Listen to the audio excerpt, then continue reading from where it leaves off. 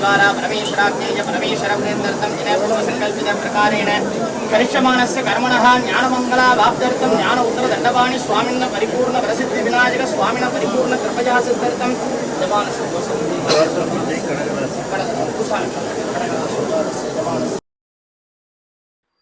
தமிழக அமைச்சரவையில் இரண்டாம் இடம். ஊரக வளர்ச்சி மற்றும் நீர்வளத்துறை அமைச்சர், தமிழக வெற்றி கழகத்தின் பொதுச் செயலாளர், முதல்வர் விஜயின் நெருங்கிய நண்பர், விஜயின் தீவிர பக்தன். இவர் யார்? இவரது பெயர் என் ஆனந்த், என் குஷி ஆனந்த் என்று அழைக்கப்படுகிறார். எப்படி இவருக்கு இந்த குஷி என்ற பெயர் அவருடைய நிஜ பெயருடன் சேர்ந்து கொண்டது என்பதை பற்றி பார்ப்போம். 1964 ஜூலை 18 பிறந்தவர்தான் குஷி ஆனந்த். 62 வயதான இவர் மிகவும் எளிமையாகவும் அமைதியான மனிதர் என்றால் மாறுபட்ட கருத்தல்ல. தொண்டர்கள் எளிதாக அணுகக்கூடிய நபர்தான் தமிழக அமைச்சர் குஷி ஆனந்த். இவர் ஆரம்பத்தில் நிதி மற்றும் ரியல் எஸ்டேட் தொழில்களை பாண்டிச்சேரியில் செய்து கொண்டிருந்த நிலையில் முன்னாள் புதுச்சேரி அமைச்சர் அசரப்புடன் இருந்து காங்கிரஸில் பணியாற்றி வந்த நிலையில் இவருக்கு காங்கிரஸ் சார்பில் தேர்தலில் போட்டியிட வாய்ப்பு வழங்கப்பட்டது. 2006 அவர் காங்கிரஸ் சார்பில் போட்டியிட்டு திமுக எம்எல்ஏயை 471 வாக்குகள் வித்தியாசத்தில் வெற்றி பெற்றார். இவருக்கு புஷி என்று பெயர் வர காரணம், இவர் பாண்டிச்சேரியில் போட்டியிட்ட தொகுதியின் பெயர் குஷி.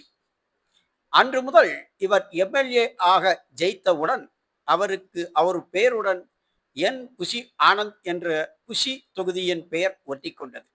இதுதான் அவருக்கு புஷி என்ற பெயர் வர காரணம்.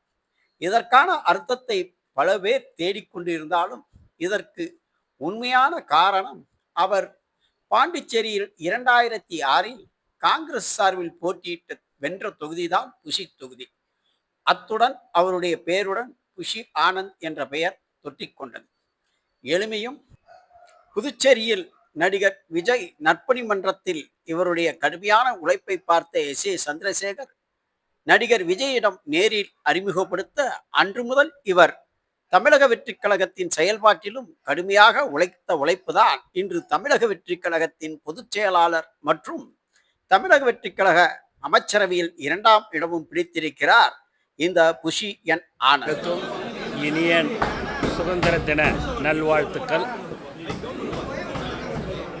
மாண்பு முதலமைச்சர் தலைவர் தளபதி அவர்கள் இன்று கொடியேற்றினது மிக மிக சந்தோஷமாக எங்களுக்கு எல்லாருக்கும் இருக்குது என்பதை மகிழ்ச்சியுடன் தெரிவித்துக் கொள்கிறேன்.